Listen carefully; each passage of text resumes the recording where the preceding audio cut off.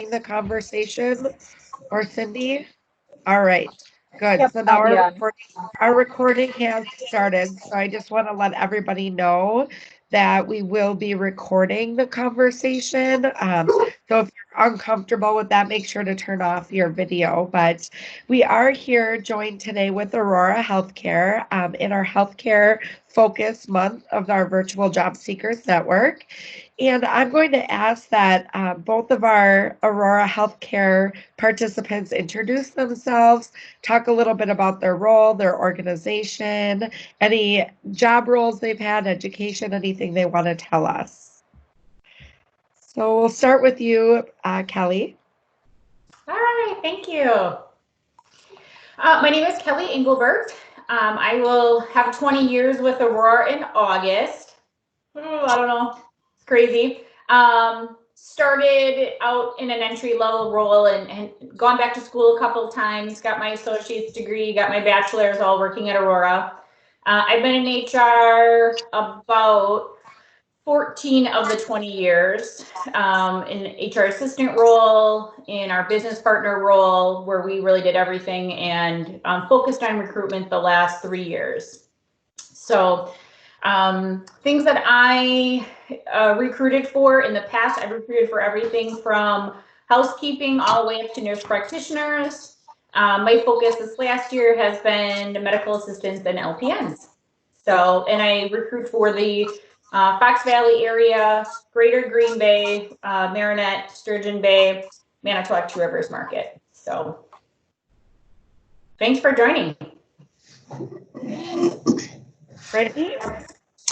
Hello, my name is Brittany Dorsey, and I work very closely with Kelly. We are partners at Aurora.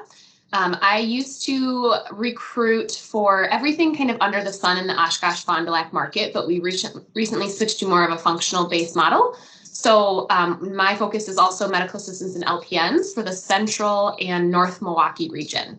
So Kelly and I have a little bit of overlap, kind of in that like Kiel, Plymouth, Manitowoc area, and Fond du Lac and South area. I've been with Aurora for about 3 years now. And yeah, that's pretty much everything about me. Awesome. So I'd really love to hear more about Aurora. What is your company stand for? Tell us a brief overview of your organization. Kelly, you want to start? Sure. Well, our motto is really helping people live well. So wellness is a big component. You know, we really are a multidisciplinary facilities, if you will. So we have the pharmacies, the clinics, the hospitals, we have home care.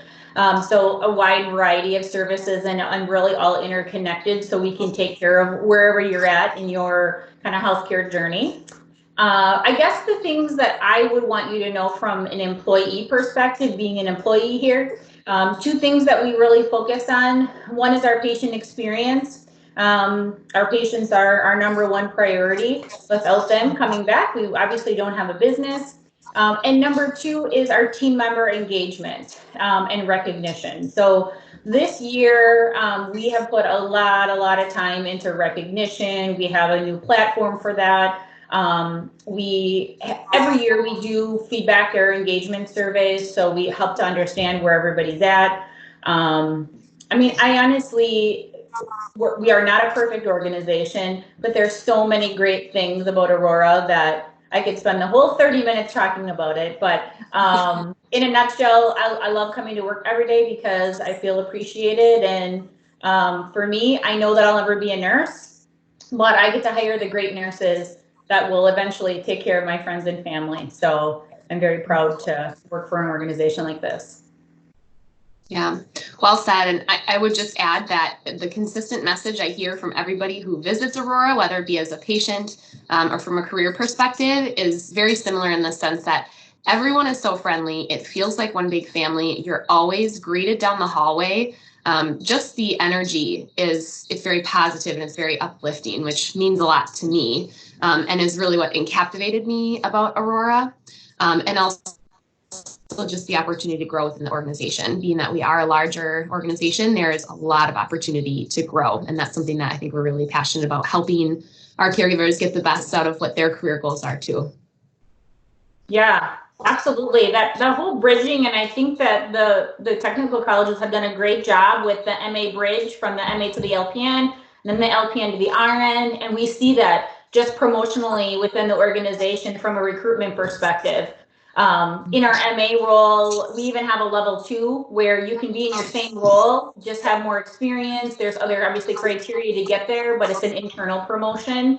And I think just, I would say maybe 20% of the people that I work with on a weekly basis are internals. They've worked in family practice for 2 or 3 years, and now, hey, they see dermatology. I really want to learn more about dermatology. So they transfer into that department, which is kind of cool because you can just keep learning, but still keep your own seniority and everything like that. So lots of just even promotional but lateral things to learn new departments and new skills. That's great. So thinking about that, going along that about the different departments, what are some of those career paths within Aurora that our students could take? I figured we kind of answered your question a little bit there. Jumped right into that. And Kelly touched on it. I think that's probably the biggest piece, especially that separates us from, there's obviously different organizations across the state, but I think Aurora is really one to steer the career path for the medical assistants. So we've got MA trainee, which the requirements are just being enrolled in the MA program. So you can start applying some of those skills while you're in that program. We've got MA1, which is usually the category for new grads.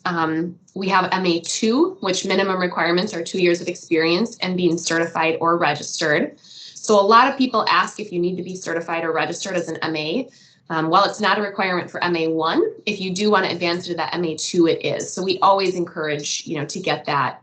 And then we have MA lead roles, which is pretty self-explanatory in the group. You're kind of that go-to. I think people who have an interest in leadership, that's sort of the next step. And then it could really go from there. There's positions where individuals, like Kelly mentioned, starting in a more entry-level role, you could be anything, whether it be a patient service representative or working in the cafe, whatever it may be, you have that opportunity to grow within the organization. And then you can grow into LPN or RN, but really, the possibilities are endless of how you can grow. But that MA career ladder is something that we really wanted to offer to our medical assistants. So they felt they could grow within that career path if they really wanted to stay and were passionate about being a medical assistant.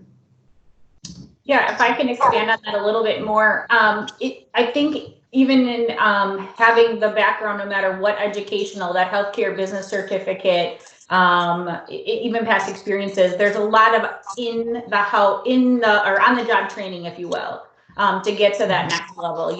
Insurance specialist, a billing specialist, an authorization rep, working in our home care, volunteer coordinator. So there's a lot of jobs too that maybe aren't exactly what you want for your degree, but if you have some of those soft skills, a lot of times those are almost as important as any of the technical skills that you may learn. So in my mind, when I say soft skill, I'm saying communication, the ability to resolve conflict, having good work ethic, being positive and adaptable.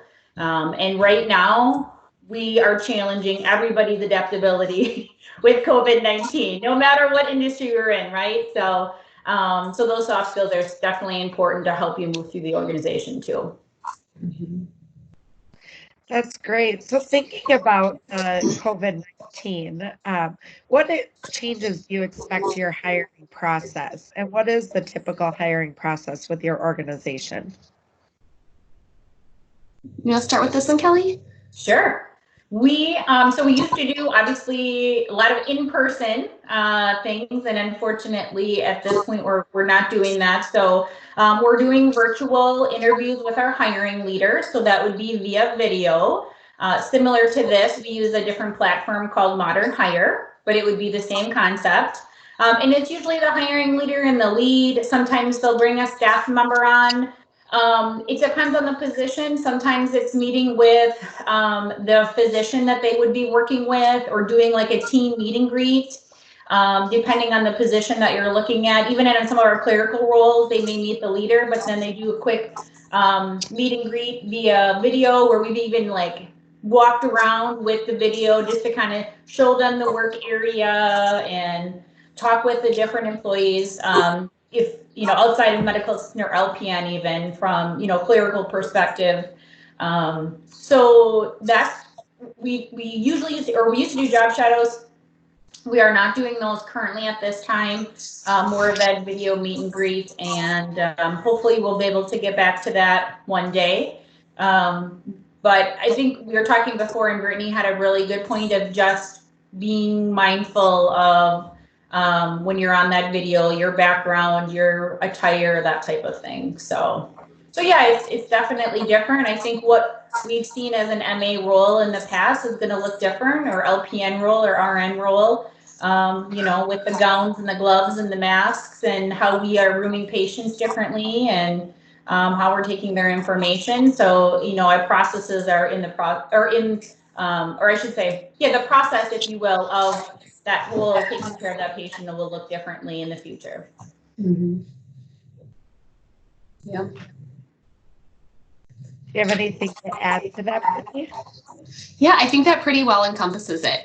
Kelly touched on a little bit, but with getting creative with the virtual world, yeah, just a friendly reminder to the individuals who are interviewing to preview that video. You know, make sure it's good lighting, the background isn't completely cluttered, or, you know, maybe things that shouldn't be seen, maybe tuck the dog away, you know, just try to, it's sort of a new interview protocol being virtual this way. So just to be conscious and mindful of those things. Awesome. So you talked a little bit about virtual interviews, but what would you look for in a resume in the hiring process, and how can a candidate be successful? If it's all right, Kelly, I'll start with this one.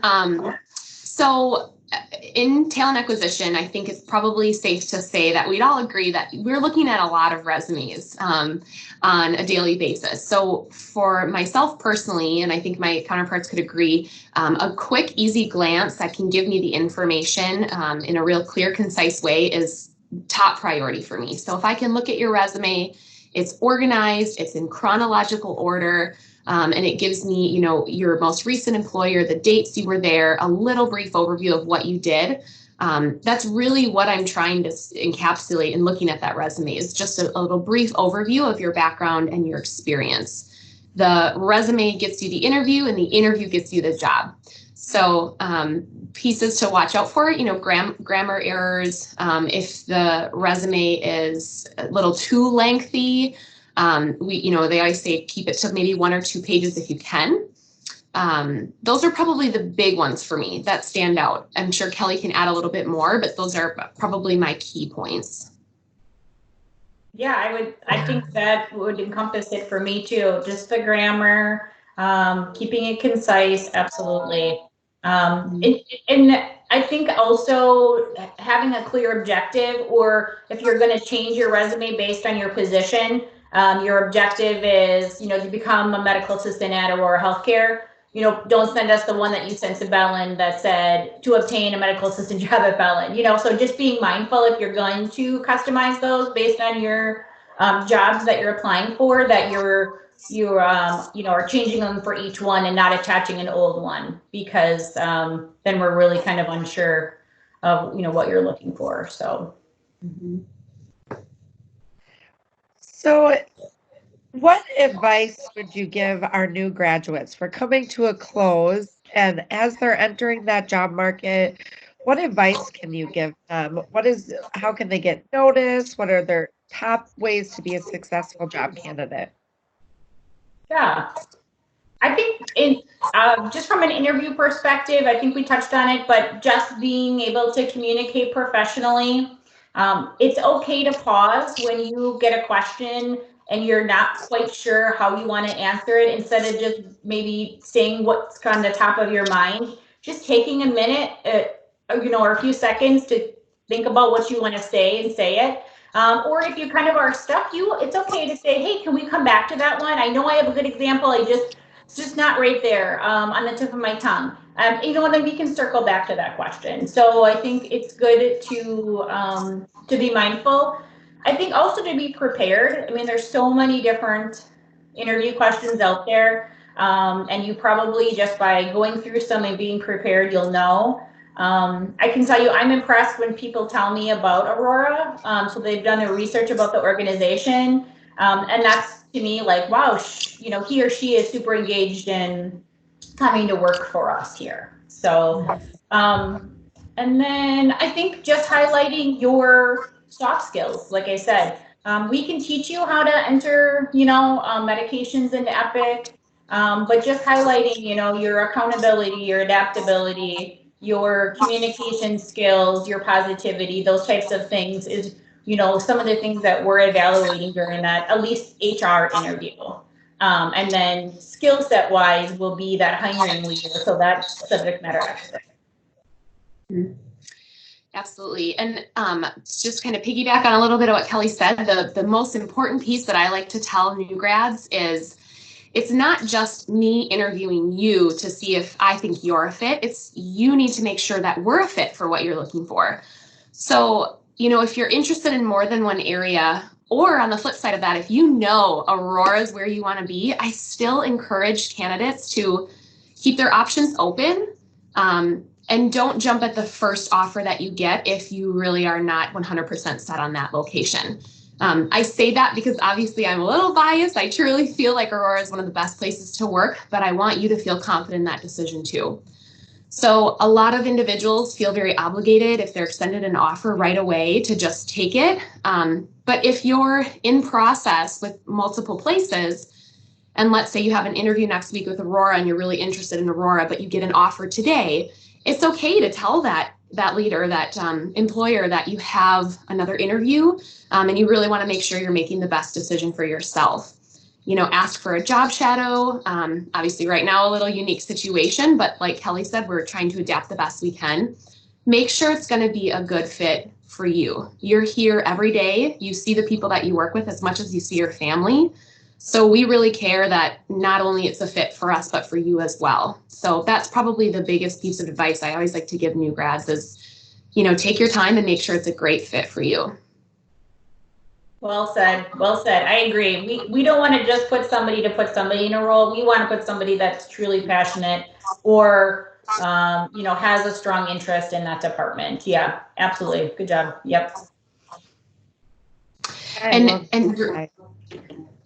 sorry, really quick, I just want to add, because Kelly, you touched on it too with those soft skills, to really let your passion shine through in the interview. You know, don't hold back on your excitement.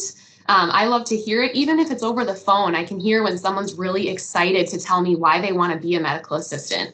Really let that passion shine through, because that's a big part of the interview that I think sets you apart from others.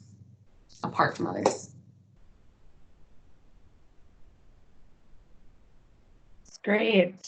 So do you have anything else to add about Aurora, opportunities that you know that are coming up, things that our students can apply for? Yeah. So I know in the Fox Valley area, in the areas that I work for, I have a couple job openings. We call them continuous job openings, and they actually are titled future opportunities. So that's where I'm directing a lot of the students. We are in the process of reactivation, which means we're planning on starting up business as the new normal, right? So what does that look like? Getting people back to work, getting patients back in, and how do we make sure we're doing that safely? So we're going to need the staff to do that.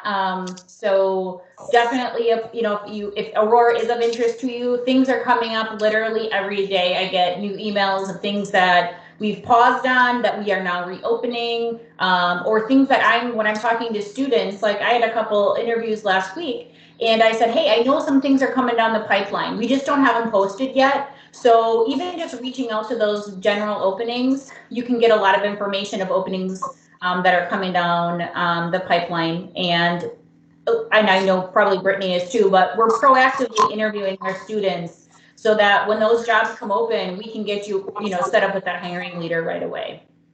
Mhm.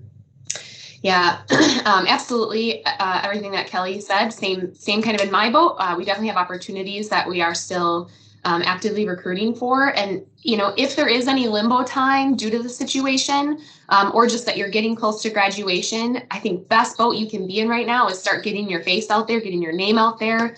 If you are able to do your clinicals, meet the people around you, introduce yourself. See if you can have a chat with the leader of the department. Say, hey, I'm Brittany, I'm a student here. I'm really loving the organization. They will remember you. I think it's more often than not, I'll have leaders come to me and say, wow, I have this student who's in my department right now. We need to make sure we offer her an opportunity here. So take all of those networking opportunities, even virtually, having yourself on LinkedIn or building those connections with recruiters. I know Kelly and I both give our information when we go to the schools or give to the schools to give to the students.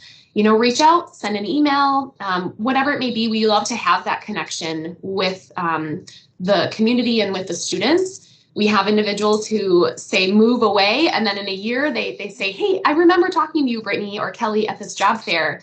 Just wanted to reconnect. And then we're ready. We're ready to chat about what opportunities we have or how we can help you. So yeah, that's probably, I think, the biggest focus right now, kind of in this limbo time or as you're getting ready.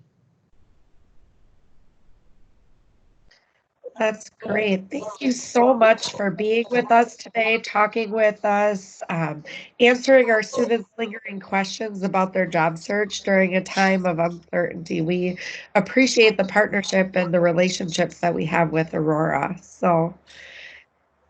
And that will be concluding our virtual job seekers network. And please join us again. We meet every Monday. So thank you so much.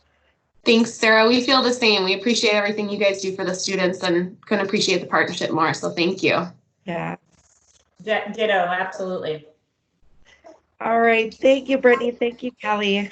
Yeah, have a good one. Bye. Bye.